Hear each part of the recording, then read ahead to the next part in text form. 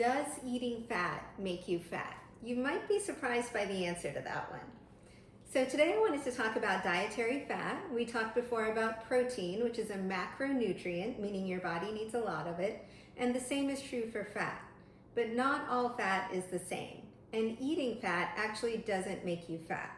So what makes you hold on to weight is if you're eating in a calorie surplus, if you're eating more calories than your body needs.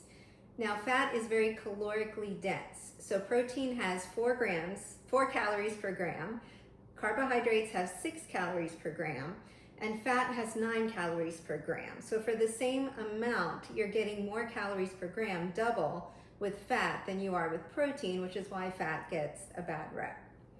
So I mentioned there are different types of fat, and I wanted to talk a little bit about those today. So first we have trans fats. Those are the worst kind for you. They're actually illegal in the United States. They're the worst kind because they raise your LDL, which is your bad cholesterol, and they lower your HDL, your good cholesterol. So it's a double whammy. So they're not available in the United States, but you can sometimes find them in processed foods, especially from other countries. If you look on the wrapper and it says partially hydrogenated oils, those are an example of trans fats. The next category we're going to talk about is saturated fats. So saturated fats tend to be solid at room temperature. They would include hard cheese, butter, ghee, coconut oil, beef tallow. Those are all examples of saturated fats. They are very calorically dense, and the recommendation is to have less than 10% of your daily calories from saturated fats. They are not good for your heart. They do raise your LDL, your bad cholesterol, but they don't affect the HDL. I included a glass of milk here as well to remind you that full-fat dairy also has some saturated fat in it. So that's saturated fat. Then we go to everything else is going to be unsaturated fat, and you have polyunsaturated fat and monounsaturated fat. So polyunsaturated fat is 2 types of fats, omega-3s and omega-6s. Your body needs both to run, and our bodies don't make either of them, so you do have to get them from your diet. An example of omega-3 is going to be from fatty fish like salmon, and omega-6 you can get from eggs and corn.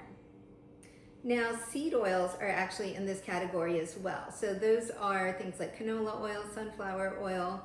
They're highly processed oils, so they're processed, their nutrients are stripped, but they're also very controversial.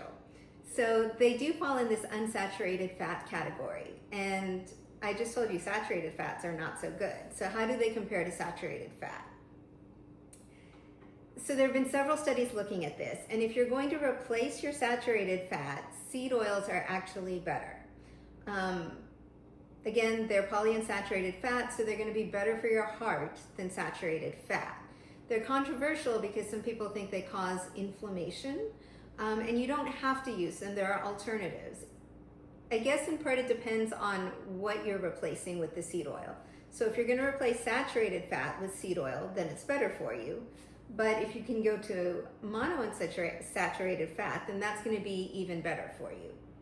So the last category we're going to talk about is monounsaturated fat. And those are the fats that are found in avocado and in nuts. I also have olive oil here and avocado oil. So if you don't want to cook with seed oils, then these oils are a good alternative. Remember, olive oil has a lower smoke point. So its smoke point is around 400 degrees.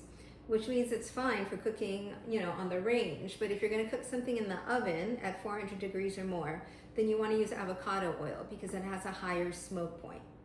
In terms of why that matters, well, when oil gets past its smoke point, for one, it makes a lot of smoke and fills up your kitchen, but it also converts the fat and releases harmful free radicals. So that's why you have to pay attention to the temperature while you're cooking.